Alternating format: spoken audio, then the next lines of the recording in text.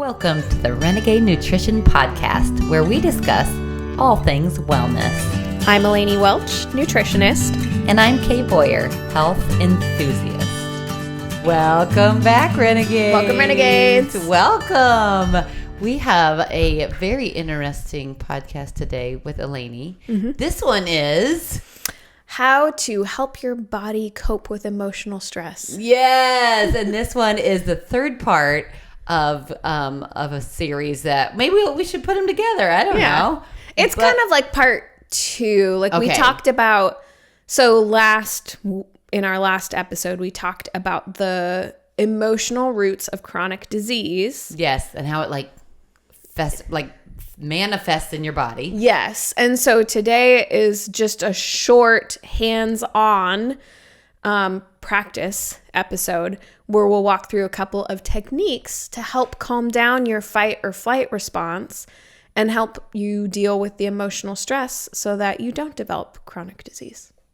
Now, we're trying not to cuss as much, but I love this shit, so I'm here for it. I really do. It's so interesting, the mind-body connection. It's yeah, because I think it's important.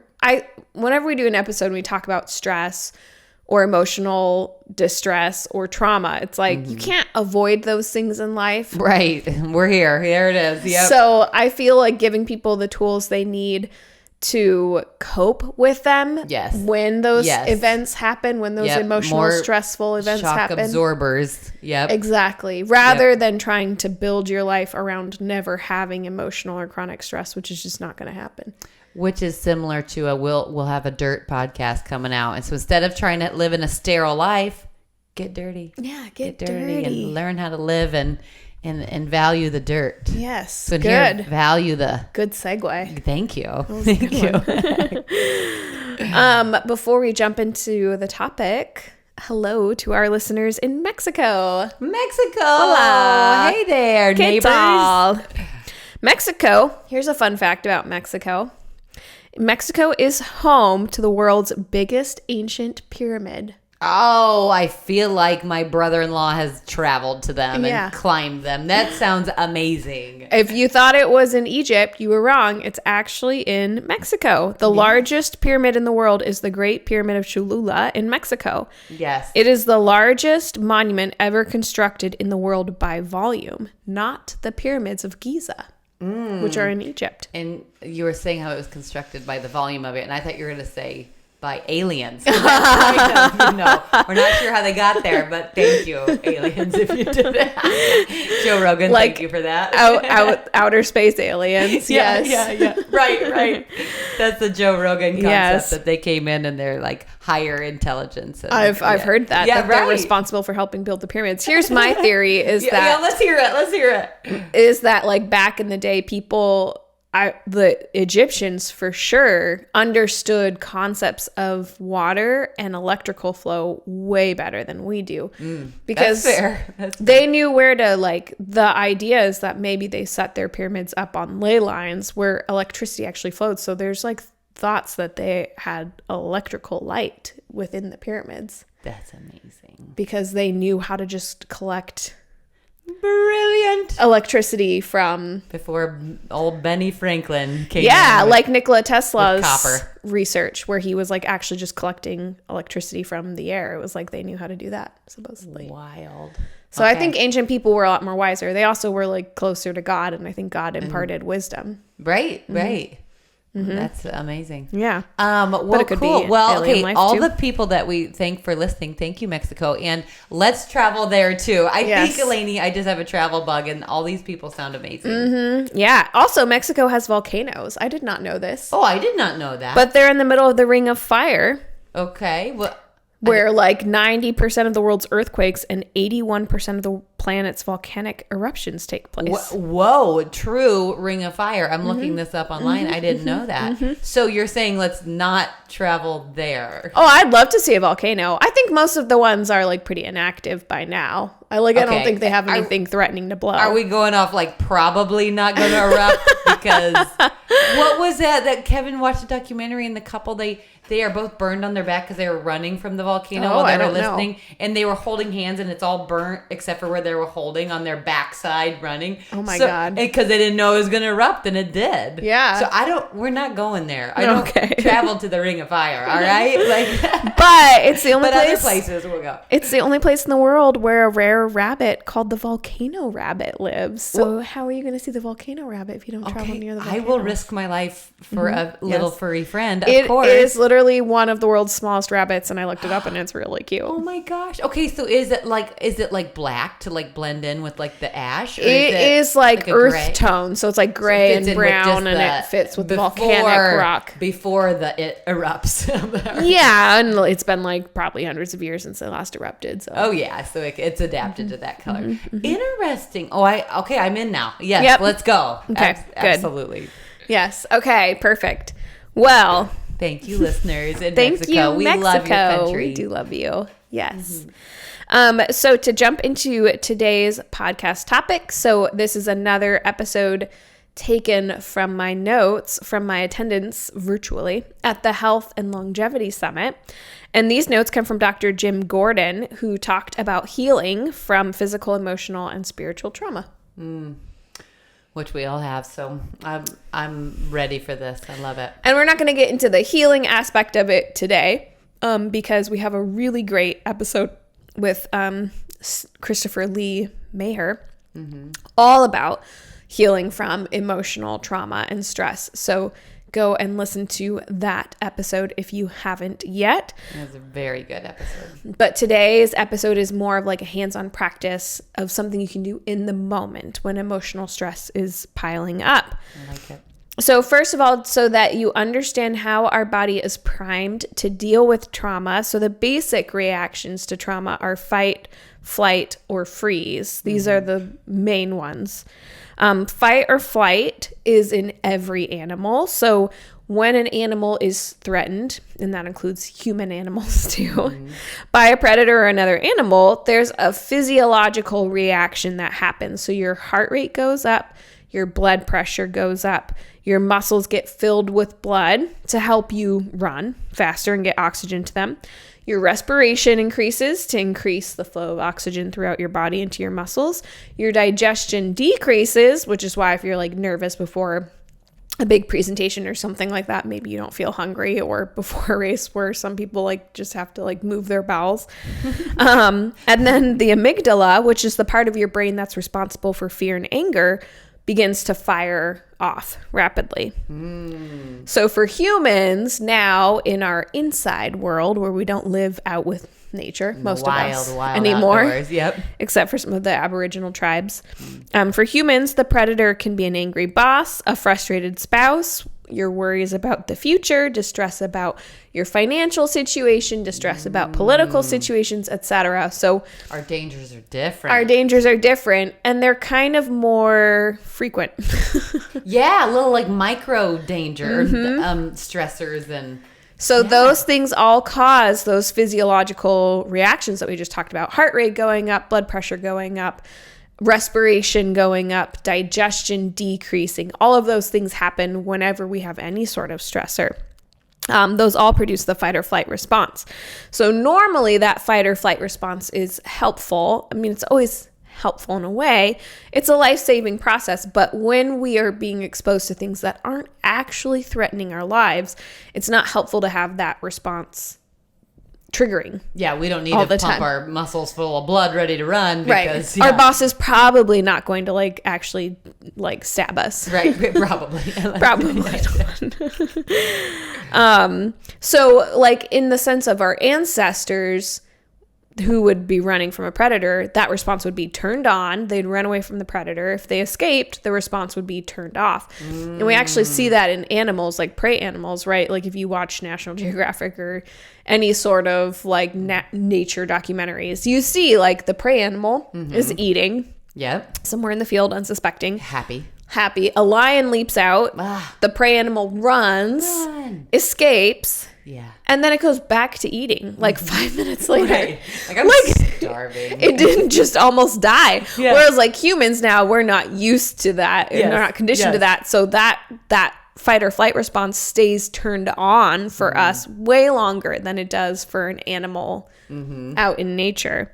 The other response that comes in is the freeze response. So when animals and humans are threatened, the first response is to look for help.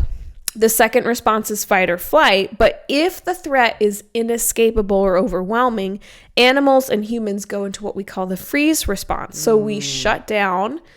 Been there. Shut down. I just shut down. I'm out. I'm out. Yes. Take a psychological distance. So you're kind of like shutting off your brain and almost not experiencing things in real time. And then you release endorphins to protect yourself from pain. So that is like an animal that's just, it's gonna get eaten, right? Like it knows there's no escape. It actually disassociates mentally and releases endorphins. So it kind of like can handle it can if handle it gets being eaten. Right. What the F word? Whoa. So that's the freeze response. That's like crazy. Yeah, but humans do that too. So over time, when we can't escape stress, we turn on the freeze response. And so it's like we disassociate from our circumstances. Whoa. Uh-huh. And just put on this like weird happy glaze. Yes, like I guess I'm going to die now. I've had a good run. And yeah. Isn't that interesting? That is really interesting. Very interesting. Uh-huh. Yeah. So like an example of that in nature is if you have a cat and you've ever seen them catch a mouse, like the mouse just goes totally limp. And it's like, okay, this is what's going to happen to me. But then you see the cat, like you think the mouse is dead. Yes. And then you see the cat put them down and the mouse just gets up and runs away. Yes. Like that's actually, it's not necessarily playing dead. That's like a physiological reaction of like, this is what's going to happen. I'm just going to disassociate from what's going on in my situation. Wow. So I don't have to deal with it. Wigging me out a little bit. Yeah, right. Wow. So humans face the same response, fight, flight, or freeze. When we are completely overwhelmed, the freeze response kind of becomes our innate response. In an ongoing stressor, when the stressor doesn't go away, that freeze response continues and the response becomes long-term instead of being turned off like it's supposed to be. So we remain sort of disassociated from our circumstances and kind of pumping these endorphins so that we feel happy even when we're not. Like mega coping. Yeah, we talked about this in our last episode where we were talking about the emotional roots of chronic disease, how when we suppress our emotions in the long term, we actually simultaneously suppress our immune system and then become susceptible to a whole range of diseases because we are suppressing our emotional system, which connects to our immune system. Wow. That's fascinating. So these prolonged stressors and the freeze response that's prolonged sets the stage for every kind of chronic disease imaginable. It also sets you up for things like alcohol abuse, drug abuse, and opioids because people are trying to numb their feelings and their pain. I get it. I get it. I mean, wow. So we're going to go through some techniques that we can use to help our bodies deal with pain. Okay. So one of those things is meditation. So there are 3 kinds of meditation. There's concentrative meditation, which is focusing on a sound, an image, or a mantra. So things like repetitive prayers have actually been used for over 8,000 years and are part of every religion. So it might be like reciting the prayer, Our Father. You know, Our Father who art in heaven, hallowed be thy name. So that could be a type of concentrative meditation. So you can repeat something. Or it could be simply repeating a healing mantra like, I am safe, I am healing, my body is wise, things like this. So this is one of my favorite types of meditation, especially when you can incorporate something really positive, like I'm safe and my body is healing, because the more you repeat those words to yourself, in our last episodes, we talked about that, how our mind and our thoughts control the physiology of our body. Like we literally direct our cells in what to do. So if you can tell your body, even if you don't feel it, if you can tell your body, I'm safe, I'm healing, it does a lot to turn off that freeze response, which is being triggered because your body feels like it's not safe. So telling your body it is safe is a good way to turn off that freeze response.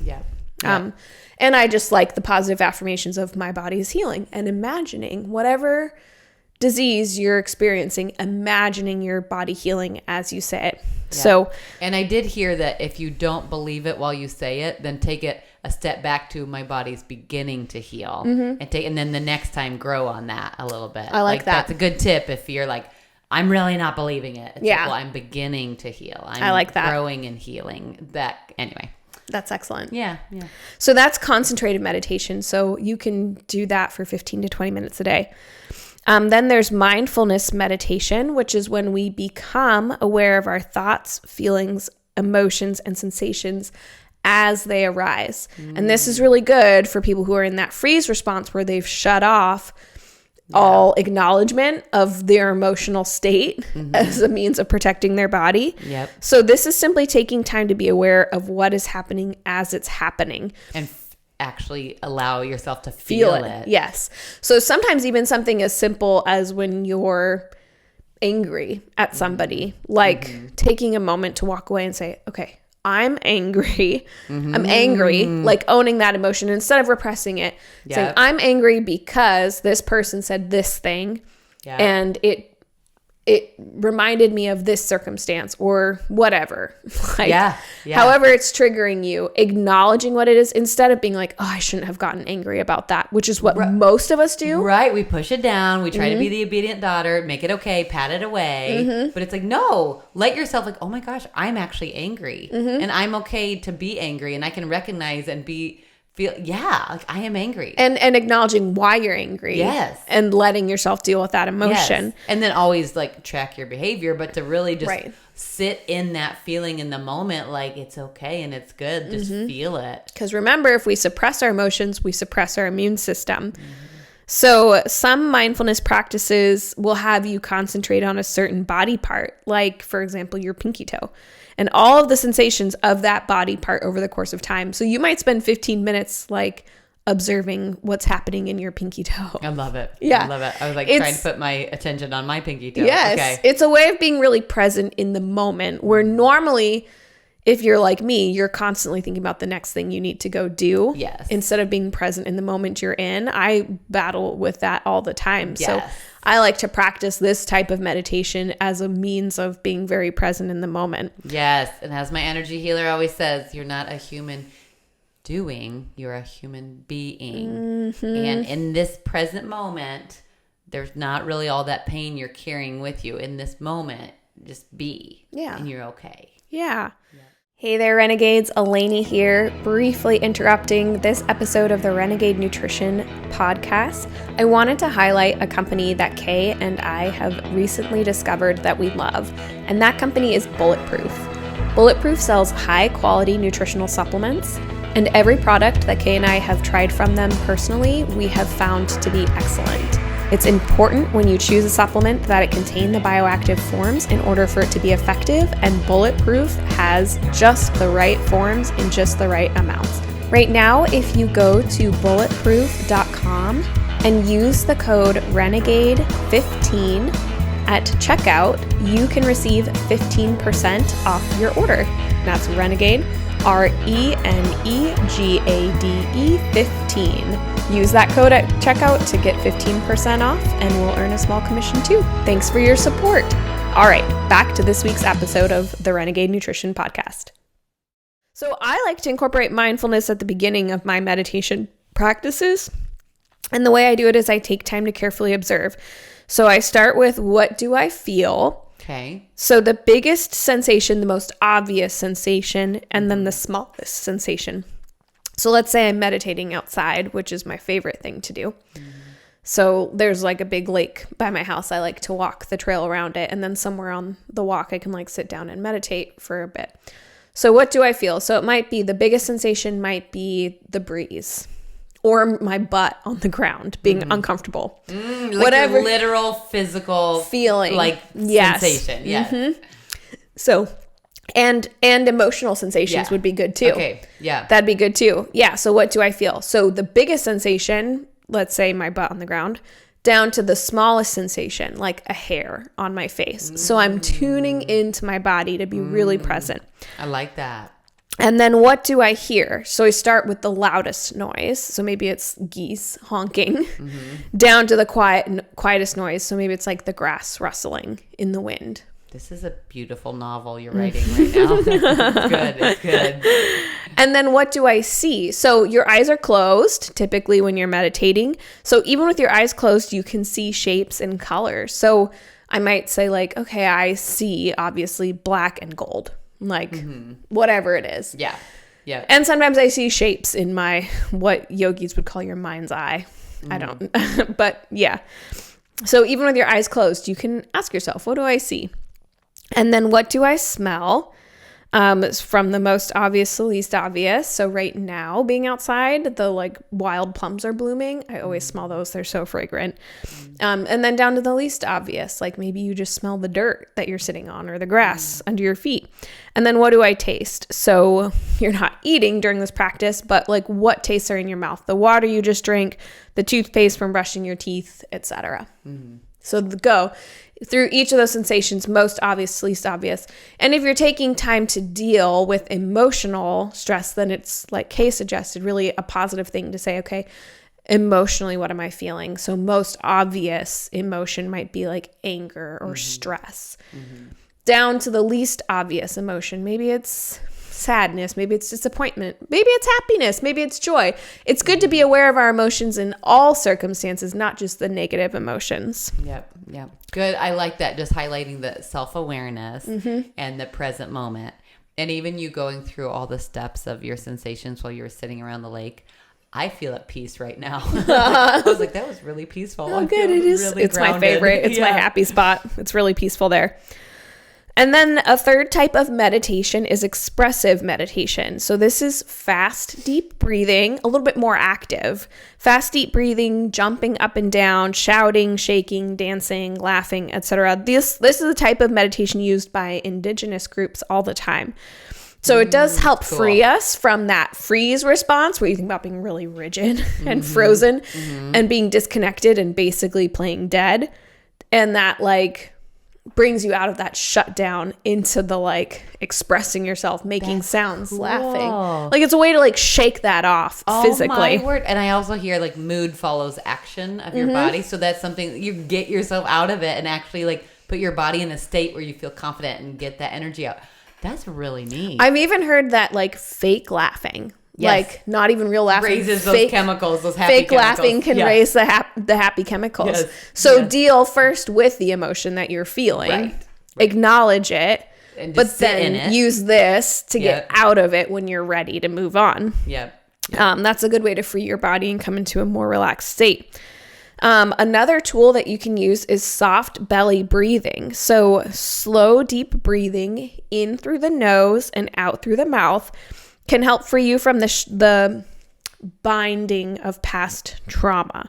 So along with its persistent physiological state. So the fast heart rate, the high blood pressure, the tense muscles, and the irritability, anxiety, and fear it causes, soft belly breathing, intentional breathing can help free you from that. So there are actually scientific benefits that have been shown of soft belly breathing. So recent research has been done on people who meditate for as little as 20 minutes a day, showing that they have the capacity not only to feel calmer and be more relaxed, but to actually reverse the damage that has been done by prolonged fight or flight states. Oh, that's the value of this, is that you're getting your body out of fight or flight. And reversing the damage. Wow. So we talked about a lot of that damage in our last episode and how it can even lead to chronic disease states like cancer. So soft belly breathing has been shown to help reverse those states of damage. Wow. In science research, they've shown decreased activity in the amygdala, which remember is that part of the brain where we it's the center of our fear and anger in the emotional brain. So it's the one that gets triggered in that fight or flight response that makes you angry, irritable, because that would be beneficial in nature would be to like be angry at the thing that's trying to attack you. Right. So you stand up for yourself, right? Right. It increases activity to the frontal cortex, which is the area responsible for thoughtful decision-making, self-awareness, and compassion. So when you have deep belly breathing, you decrease activity in the amygdala, where you're having angry responses, and you increase activity in the frontal cortex, where you are able to make thoughtful decisions, have self-awareness and compassion. So kind of the opposite of the amygdala. It increases our ability to make social connections with people. And it not only changes the function of our brain, but the structure of our brain. So the size of the amygdala shrinks and the frontal cortex grows larger. Wow. That's awesome. All from soft belly breathing. So this does demonstrate that the brain can grow new cells, despite what we've been told that it can't. Because if you're getting an area of the brain larger, you're growing new cells there. So soft belly breathing is extraordinarily powerful medicine. And it can do the job that pharmaceuticals often are used for. And anyone can use this medicine to bring your brain and mind into balance. So I'll walk you through how to do this exercise, and I'll just precede it with, if you have a hard time sitting down, and I know many people who do, for even 5 minutes, a good way to get yourself physiologically ready for soft belly breathing is to do something active first and challenging, and then sit down and breathe slowly and deeply. So maybe you just need to run a lap around your house, and then you can sit still for 5 minutes. I love it. I love it. I know people like that. I'm not one of those people. Yeah. But I was like, was there maybe back in the day. I don't have a hard time. I'm like, let's sit a second. Let's just sit and breathe, friends. So you can use this practice whenever you are feeling stressed, tense, angry, scared, anxious. You can use it before meetings that you're nervous about, before difficult conversations, etc. And after. So you can use it to prep yourself for the situation, and you can use it to recover from the situation. So here's what you will do. You sit in a comfortable position. You let your eyes close.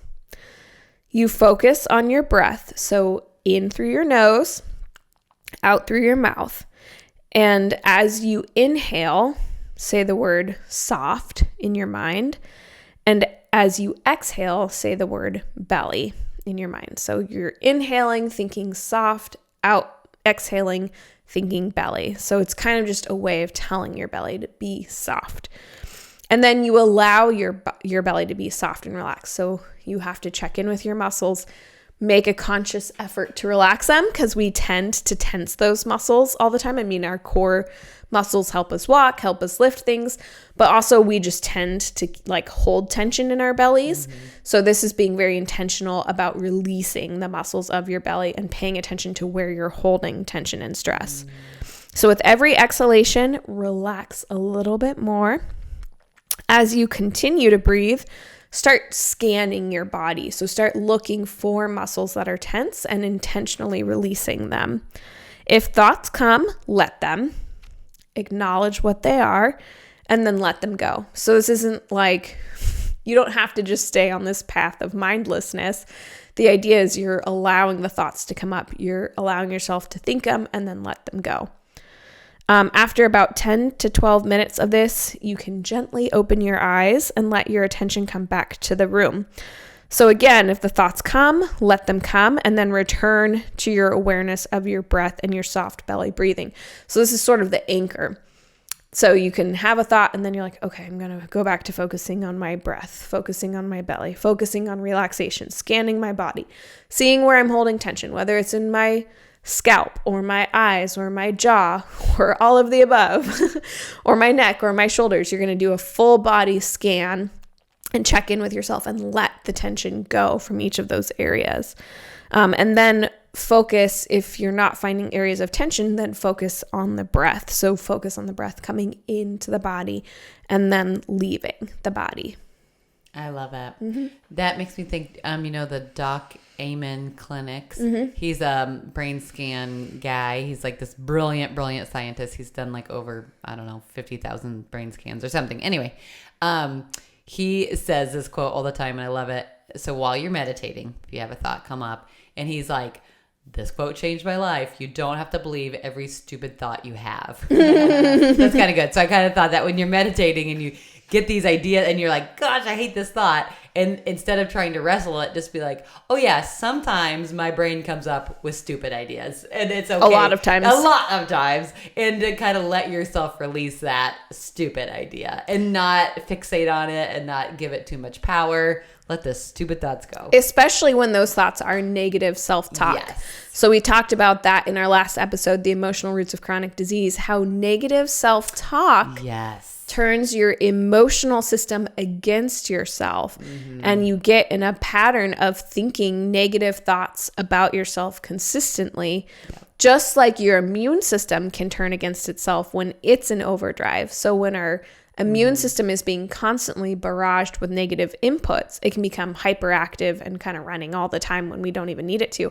The same with our emotional system. So having the negative self-talk, any thought that puts yourself down, anything you wouldn't say to your best friend, don't say it to yourself, because you create a pattern in which your emotional system kind of begins to attack you. And that's one of those, like, you do have to train yourself to like love yourself more. Like, it's kind of like, I think that's our like typical answer is like the negative and look for the worry and the survival, but it's like we have to train ourselves like, nope, I value myself, I value my body, I value my feelings, and just you have to train yourself for that positive self-talk. And the last thing I want to bring up is, you're talking about this and it so reminded me, and I've talked about this before, but that book, The Feelings Buried Alive Never Die, and her big key structure, which was so in cousin to what you were saying today, it's like her healing process for that, to release it, is to find, let's say you have a negative emotion and you need to find like the opposite emotion to be able to resolve it. So like, let's say if you have a lot of hate, maybe I forget if it's something like love is the opposite of fear, but hate might be love, but maybe something like that. That makes sense. That concept. So let's say if there's something you hate, and then maybe looking deeper, you might fear something, and then say like, well, what are the parts of it that has made you grow as a person? Or now because of that darkness, you see the light in other things, or because of that badness, you're going to choose more goodness. Like finding the opposite is the first step. And then you tell yourself that you choose that, and then you work yourself. So you say, I choose, I feel, I am. So you talk yourself through the resolve, so I kind of practice that. If I'm having a wig out moment, I'll like kind of work through that of like, you know, like this fear, but I'm choosing the opposite because, and not to dismiss the negative, you're trying to resolve it and understand it and turn it into an empowering thought. Sure. It was kind of like Dr. Tanya English saying, instead of why is this happening to me, asking why is this happening for me? And instead of what did she do? The spiral of disempowerment, put it on a spiral of empowerment. Like even my best friend, Stacia, she's brilliant. She said this in a text one day about someone. She was like, what if you spin it to the positive and get excited about the change? Then I was like, your brain would be that positive. Like, you are such a powerhouse, you amazing, beautiful human. Like, your brain just knew to do that. And my brain is like wallowing in self-pity, you know? Right. And it's like, wait, what if you spin it to the positive and get excited about your growth? Yeah. And glow up, you know, like that kind of thing. Your opportunity for growth. So negative situations always provide us an opportunity for growth. And you can either fixate on the negative, on the problem. Yeah, and be bitter and angry and whatever. Yeah. Or you can focus on, okay, what was the beneficial? Because there will always be something beneficial that comes out of a negative situation if you allow the beneficial to be there without just wallowing. Yes. So then focusing on the beneficial.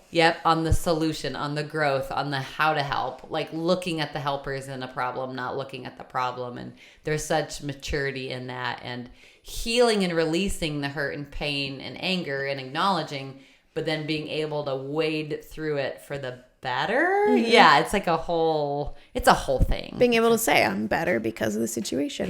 Yeah. Which is like such a, like, it took us being elderly to understand that. I don't mean elderly, we're not elderly, but like older and wiser to like get to that space. Man, being in your 30s is awesome. It's awesome. I'm so excited to turn 40. I know. I'm 38. I'm almost 40. I'm feeling like my wisdom train is coming. I don't know. It feels good. Yeah. You like no longer really care, but you're able to deal with your emotions, and you're not just like reactionary living against them. You're like making intentional choices. It's wild. It's wild. I think it's why every generation thinks the next generation sucks, because you just have already been the generation that sucks. Oh, and those were rough years. And those are rough years. Yes. And then you become wiser, more mature, and more peaceful, less susceptible to like every wind and wave that can toss you around. Right. And then you think the next generation, you're like, God, why can't they just be like me? And you're like, oh, because it took me 34 years. Yeah, because it took me. And a lot of horrible life circumstances to arrive at this place. The ring of fire. We've been through the ring of fire. And now we can go. Way to bring it full circle. Yeah, we did it. And now we'll go to Mexico. So, okay. Well, thank you for that wisdom, lady. Like, I feel so recharged. Yes. I don't know. I feel good. Like, everybody peaceful. Take a minute, re-listen to the instructions for the soft belly breathing, and then look, this is a short episode. You were planning on listening for like an hour, right? We don't really talk for a long time. And you got time. Go take your 10 or 12 minutes, practice your soft belly breathing or your meditative practice outside, even better, or whatever you need to do, and go be renegades.